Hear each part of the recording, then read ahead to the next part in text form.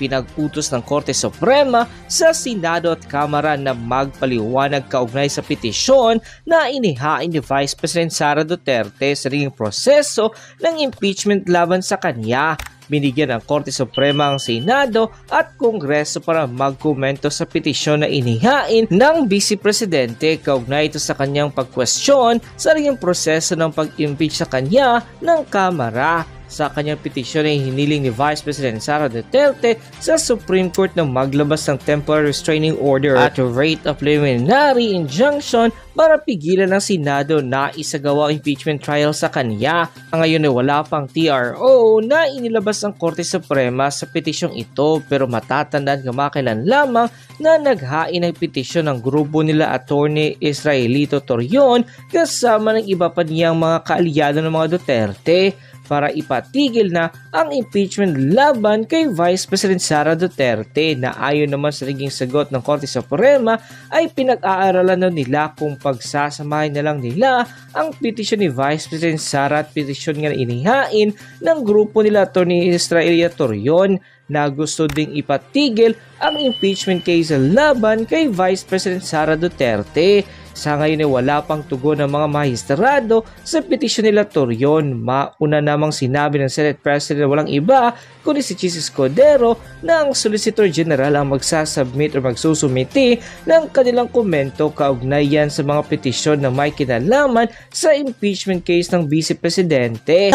At i-follow. Pero sa hindi nakakaintindi ng Bisaya mga kababayan, ita-translate po natin. Nakakuha pala itong kababayan nating OFW mga kababayan ng dokumento galing mismo sa otoridad sa Amerika. Dahil may batas daw itong Amerika mga kababayan na ang mga kasong may kaugnayan sa public safety ay open to the public. Pero nire-request po raw mga kababayan at binabayaran. Kaya hindi po lahat nakakakuha nito mga kababayan dahil mahal ang bayad. Pero etong kababayan natin si Dean Chase, nagbayad po siya mga kababayan para makakuha ng impormasyon tungkol doon sa kaso ni Tan Kongko. At nakakuha nga siya mga kababayan. Nawindang ang ating kababayang OFW sa kanyang natuklasan. At ngayon kanyang isi-share mga kababayan. Panoorin niyo po ha. In the United States, in all of the states here in America, is that police records or anything nga kanang mga panghitabong that Anything na mga pangyayari has anything to do with the public safety manggod, you will have access to that. It's public records upon request. Public record upon request. However, mubayad kag dako-dako sa lagi nga kwarta. However, mayroong bayad mga kababayan na malaking pera. O ginastusan talaga niya mga kababayan. So anyways, mauto, I was like, oh, okay, since I live nearby, might as well. So pag ato na ko, masurtean. And then, sabi niya mga kababayan, since I live nearby, so pinantahan ko yung presinto siguro mga kababayan at nag-request siya ng record. Ko, nga ang gabantay dito is ang ako ang kanang kliyente. At nagkataon rin mga kababayan na ang nandoon, naka-duty daw mga kababayan, na isang otoridad ha, authority, siguro police o ewan na natin kung sino nag-handle ng record, ay kanyang kliyente. Kliyente na ko. So, di lang ko musulti giro kung sa akong trabaho or what I do for a living. But kliyente na po.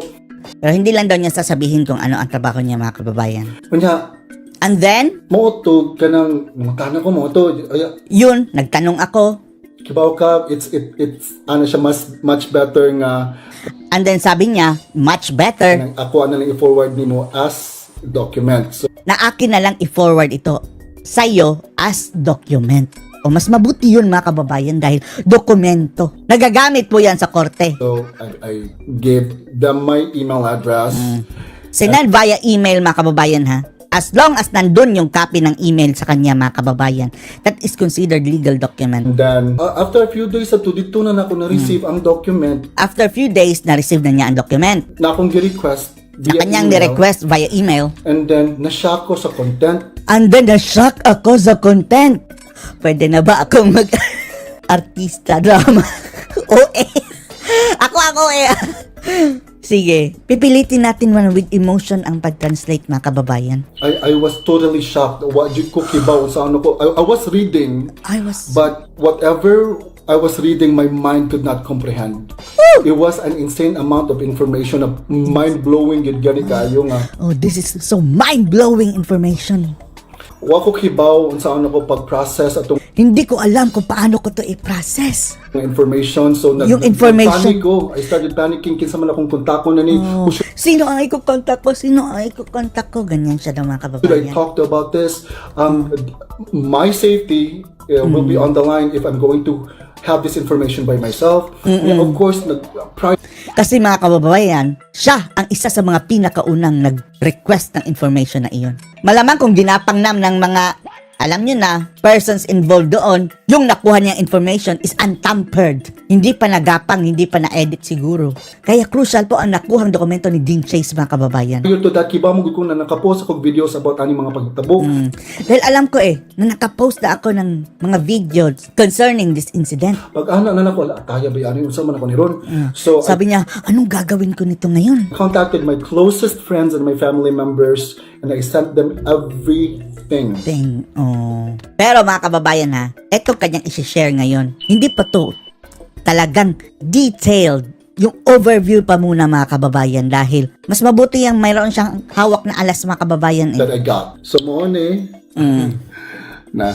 So, naapoy ko Andre Beverly Hills Files. Yang Beverly Hills Files mga kababayan ang gusto natin. Naapoy Dumanhog Files. Kay Dumanog ang lugar yan sa Cebu. that I've been receiving.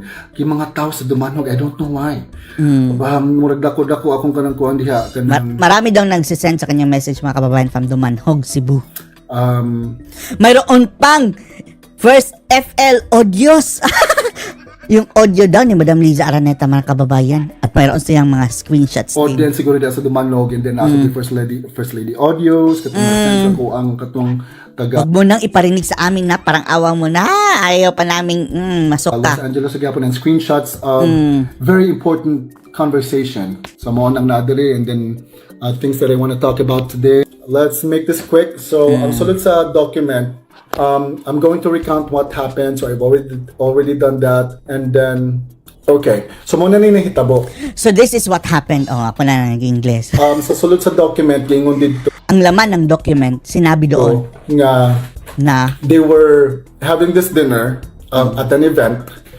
And then, nakabutang dito nga and then nakalagay doon, sa ilang tapok, sa ilang entourage, nabantayan ko doon sa kanilang entourage, napapansin nila mga kababayan nga there was really something wrong with na there is really something wrong doon sa namatay mga kababayan. Paulo.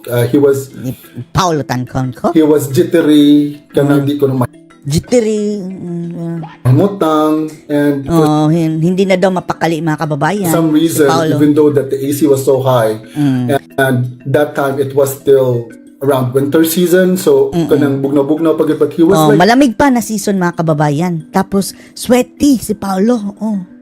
sweating profusely ko, no?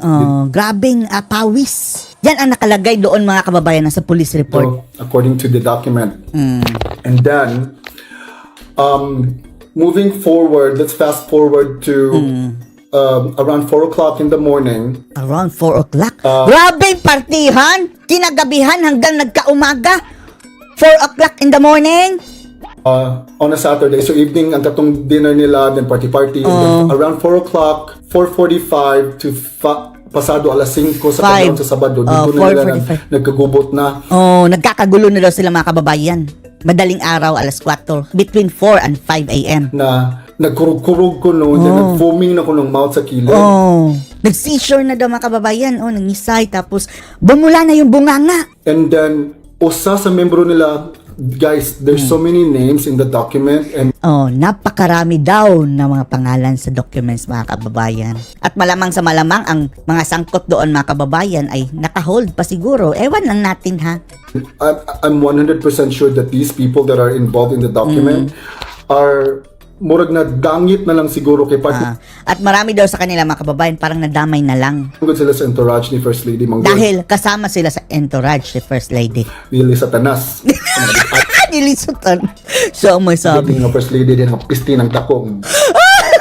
Yung first lady niyo na leche. Oh. Butod lang tiyan kita. Na malaki ang tiyan. Ko yung mata sinampak. Yung malaki ang mata. Pag maglag. Ako, Yung sabi niya, nakakainis talaga. makaunaman na, gali ko sa naong niya. No? Oo, yung naisip ko yung mukha niya. Kabakakon ganini Yung pagkasinungaling. sa itong paggibuang natin nila diha. Yung parang ginagawa na tayong baliw. Gani sa Pilipinas. Dahil sa Pilipinas. Magulmo na, gani ko na sa puton, kumurag ni. Yung iniisip ko pa lang yung mukha niya. Naiinis na ako. Yan ang sabi niya. Tina-translate ko lang. Doon kitang parusunog gabay. Ang sarap sampalin ng 20 times o 20 beses. Ang down. Yung mukha. Sa tanas. Nili sa tanas. Puton yun kayo kumakat. Naiinis talaga ako. Kamadyong. Ang sarap Alaon ba? naman. Kanilang ganin mong Yung batukan ng kababayan. No? Ang ulo. Paunit kaya ko ba yung banang nga bangag? Kasama yung kanyang husband na bangag. Yan ang sabi niya, ha? Tina-translate ko lang. With feelings. Pisti ng mga adik-adik. Leche yung mga adik-adik na yan. Yawan sa dagko. Mga demonyo yung Animal. Anyway, animals. sa puton yun ko. Anyway, nagiinit talaga ang ulo ko. Basta mag-recount ko ani ka nang nabasa na ko sa dokumento. Medyo Every time na magre-recount ako sa aking nabasang dokumento. ano nga? Ang sarap na, tusukin daw ang Ang mata taba. ni Madam Ang taba. Lisa. Buisit kang lisahan, lisatanas kang dako. Buisit. So anyway, gisapot na sa dinoon ko. Aligi ko niyo pasaputa. So, dito na, mga pasado alas 5 dito na nag-foam, nag-mount niya.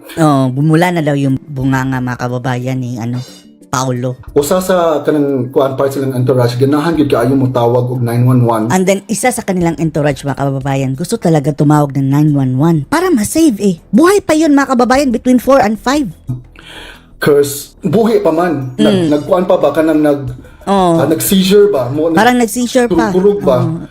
And then namuna dito na nag-udi na ditong pero ilang gi pugnan. Pero mga kababayan, pinigilan talaga nila. Nagkumontak ng 911. O yan ang problema mga kababayan. That is a crime. Kung tumawag lang sila mga kababayan ng pulis kaagad, malamang masave pa yung buhay ni Paulo. Pero kapag hinayaan nyo lang mga kababayan, wala kang ginawa, tapos andon kayo nakatingin lang, nag-aagaw buhay ang tao, hindi kayo tumawag ng rescue, hinayaan yung mamatay, that is a crime. Sa ibang bansa nga mga kababayan, kapag mayroon kang nakitang na disgrasya sa kalsada tapos dumiretso ka lang, pwede kang kasuhan. Krimen din yan. Kahit hindi pa ikaw ang nakabangga. Wala. How much more ito mga kababayan? Nag-aagaw buhay na supposedly pwede pang ma-rescue. Yan ang problema dyan. Yan ang problema dyan. At kung sino-sino ang mga taong ito, hawak ni Dean Chase mga kababayan, nakuha niya galing mismo sa mga otoridad sa police dyan. Police report. Binayaran pa niya ha. Binili niya ang impormasyon mga kababayan. Dahil legal po ang pagbili ng impormasyon doon sa USA kapag ang kaso may kaugnayan sa public safety. May bayad. Kaya kung sino man ang andyan sa Amerika ngayon na may datong, may pera mga pambayad mga kababayan, pwede kayong mag-procure ng information. Police report tungkol doon kay Paulo Tangkongko. Go. Pero ewan lang natin ha kung magre-release pa ba sila ng bago. Alam nyo naman ang mga taong involved dyan malalaking tae mga kababayan. Agyoy nagsugot og mo tawag 911 or Wala daw talagang tumawag ng 911. report it. Ilara gyud in town. Ilara yung gipasagdaan. Hinayaan lang nilang mamatay mga kababayan. Hindi sila tumawag ng Ang 911. tao nga mamatay ang tao. Hinayaan lang nilang mamatay ang tao. So they literally have almost more than 7 hours to report 7 hours pa para i-report mga kababayan. what was happening on a Saturday.